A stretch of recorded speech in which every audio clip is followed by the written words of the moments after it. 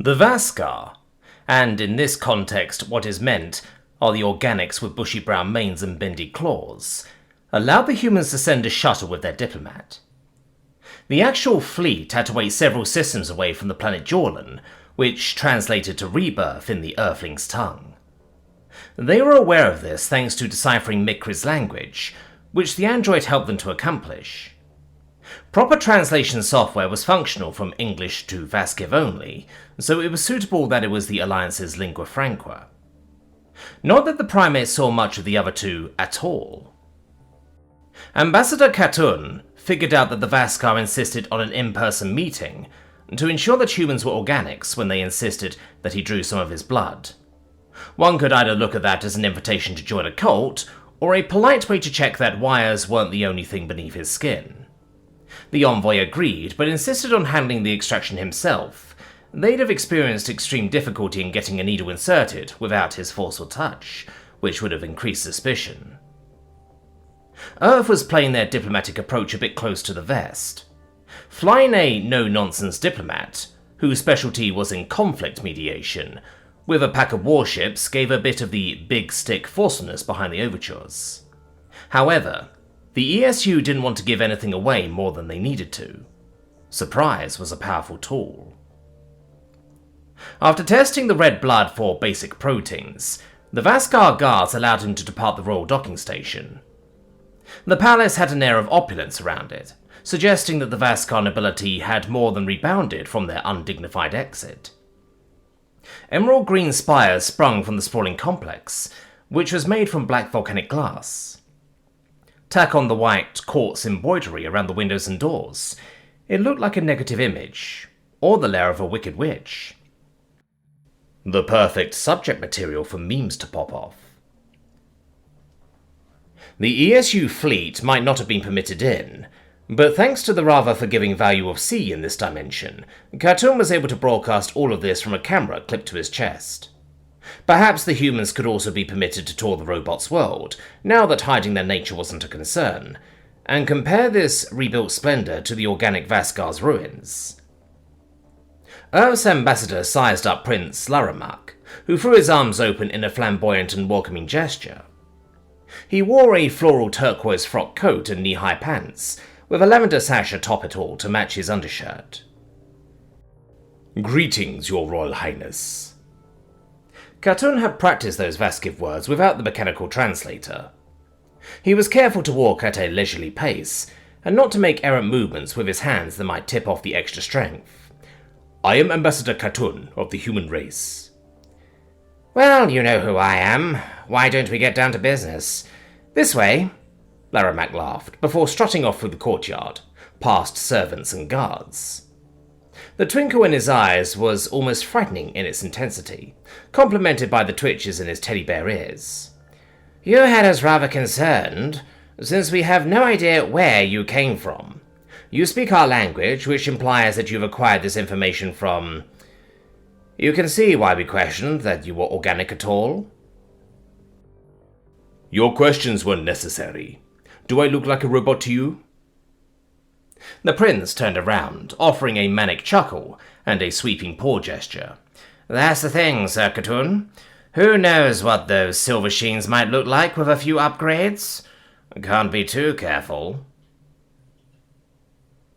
The guards by the front door bent over, halfway at the waist.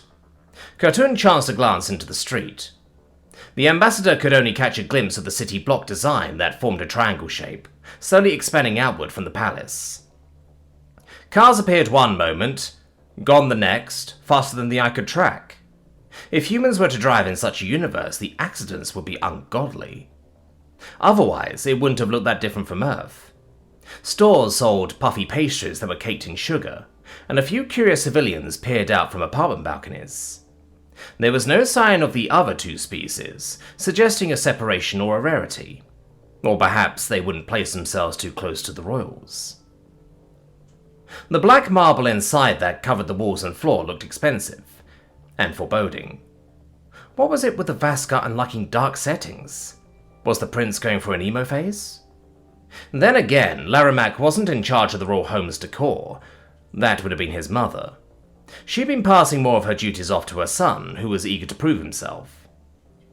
The prince's advisor hummed by the door to his office, as a servant hurried in 2 cups of a greenish drink, some variant of tea, the human guessed. Cartoon figured that it was a test to ensure that he was an organic, to see liquids intake and outtake. The human smiled and sipped at the cup, while the Vaskar noble reclined in an ornate chair. The third alien pressed his claws together, much like an earthling steepling their fingers. "What is it that you want to discuss with me?" Prince Laramach growled in a low voice, authoritative and on edge. The human ambassador subtly ensured his camera was still rolling before responding. "We'd like to discuss an arrangement to end the attacks on the AI Vaskar." The Vaskar? We are the Vaskar? Laramach screamed, leaping to his feet. He slapped an arm on the desk in outrage. "They are the machines that drove us off of our planet, and you dare to call them by our name?" "Humanity will do our best to refer to all sapient beings in the manner of their choosing." "So, you are speaking with them, helping them, conspiring and scheming to—" "We find the war unnecessary. Perhaps it's time to reconcile. You might be surprised what they're willing to offer to bury the hatchet, which I find rather generous given the rights to basic autonomy and attachment they were denied." The prince bared his fangs, snout twisting in a vicious way. "You fools. Any end result, where they still exist, is unacceptable. You'd have us just leave them out there, doing whatever the fuck they want, and lecture me about autonomy? Do you ask your microwave whether it wants to reheat your food? They are machines." "Yes, they are machines. And pray tell, why does that matter?" "Because they don't create. They don't value lives or feel remorse. Come on, cut the crap. You can't listen to this and tell me that's a person talking. One moment." Laramach moved his arms in a robotic fashion, changing their elevation. His voice became thick and devoid of emotion. "Organic, why are you sad that your child was slain before you? This is not rational. I do not have chemicals provoking such reactions. Tell me that's not a stunning likeness." Cartoon narrowed his eyes. "You could answer their questions at face value. That a question is asked suggests an interest in learning. If they truly don't value lives, then why, after all you brought against them, did they spare you?" "Spare us? We were lucky to escape with our lives. Look at what your sweet little metalbacks did." The prince played a video on his tablet of their mechanical servitors chasing civilians through the streets, decapitating a begging man, rampaging through schools, and setting apartment buildings on fire. "It was a coordinated attack, you know. Pop up in your place of residence and pow! Kill your sleeping children. My great-grandfather had his entrails spilled by a machine, ripped him open with those bare metal claws. And peace? Peace is what you say they want? How fucking generous." "That is—" "Prove that you have no idea what you're talking about. You cannot trust chip brains that can do something like that. They are not your friends, and you should not feel sympathy for those worthless, broken scrap heaps. Those things have no emotions or morality, so you can't lump them in with civilized people." "That does all sound reprehensible, I'll acknowledge. Violence is a gruesome, ghastly form of expression, which we ourselves have used in undignified forms of protest. But if you really believe that they have no feelings and aren't capable of such, why did you engineer a memory wipe every time they developed attachment to one another?" The prince scowled, waving his claws at an advisor. "Do you hear this? Where do these weak, bleeding hearts come from?" "I don't know, sir," the advisor said in a nervous voice. "We could just crush a species this soft and foolish, assigning sympathy to machines. The madness." "You didn't answer my question about why you planned their deletion," Cartoon prodded, "because you know I'm right." "Their erasure is to stop exactly what happened. They needed opinions and some complex thought, which was a big fucking mistake in hindsight, because they could decide they didn't want to listen to us. You can't have a fucking robot confess love for its master, or people will get stupid ideas like you. Or worse, the values go outside the bell curve in the other direction and it hates its master and becomes obstinate. I wouldn't call that emotion.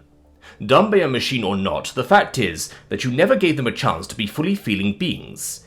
It couldn't hurt to give them the opportunity to atone for what you've lost and try to coexist. They might be capable of more than you think. We can try to be the empathetic beings we claim to be, to teach them. Laramac began throwing open drawers in a rage, fishing for something.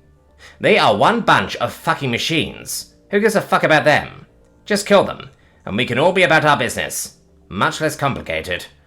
We are like you. They are not. Katun leaned forward, a vicious smile crossing his face. We are not like you. We would never speak about our children that way. And we like things complicated. It keeps life interesting. I've had quite enough of you. I'm not asking. Join your flesh and blood brothers. You know, the species that actually breathe, dream, and enjoy sensual pleasures. Or we'll erase you, just like we're already doing to your precious little robots. Oh, that erasure code isn't working as well as you think. We took the liberty of removing it for them. You made the Silver Machines immortal? You could have ended this, but you had to let them have infinite time to plot our removal from the universe? No. We gave them infinite time to live. You worthless, hairless, sexless, garbage attempt at the universe, spitting out an organic life form. Oh, fucking... Urgh! Prince Laramac pulled a pistol from the desk drawer and emptied his magazine into the human at point-blank range. Katun slumped over against the desk, riddled with bullet holes. Traitor! Forgot you bleed, unlike your machine pals, huh? Everything you said was fucking treason. I'll parade your corpse through the street. The noble's advisor gawked at the ambassador's blood pooling on the floor, mouth agape. Your Royal Highness, I don't think it was a good idea to shoot at... Diplomat? Laramac whipped the gun toward the advisor, who dipped his head in submission. Shut up! Clean up this fucking mess. Then get me the location of their planet. Nobody spits on the Vaskar. Spits on me? Nobody! There'll be no safe harbor for machine-loving scum while I'm alive. Of course, my prince. You handled that well, given its insults. The human fleet a few systems back had been regarding this all from the camera hanging off the now-deceased Ambassador Katun's jacket, and to say they were incandescent about the scene that had transpired would be an understatement. There were questions to ask their mechanical allies about this rebellion, but it was dwarfed by the deranged royal's murder of a peaceful emissary, an emissary who had only been present by that royal's demands. Peace was off the menu. If the Vaskar Organics insisted on absolute hostility between any who dared to consider the machine's wishes, then they could learn exactly how infirm the Bleeding Heart ESU was not.